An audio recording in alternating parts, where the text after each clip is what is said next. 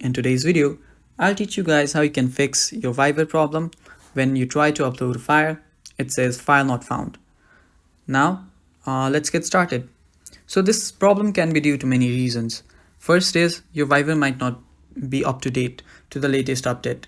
So to update it, go to your app store and then search for Fiverr. After you search for Fiverr, if you see an update option right there, you can just tap on update and your Fiverr will get updated.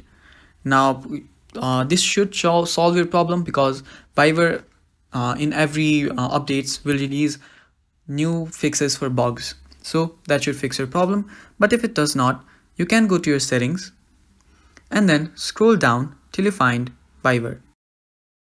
And just click on that. And here you can see that when you're trying to upload your file, that is an image, your photos might not have been given access. So just tap on full access or limited access if you are not sure about giving full access to Fiverr, or you just need specific albums. After doing that, your problem should get solved. But if it does not, you can simply just uninstall your Fiverr and then reinstall it. And that should solve your problem. So that is how you do it, guys. Thank you for watching.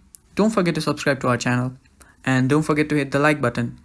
And stay tuned for more upcoming tutorial videos. Bye bye.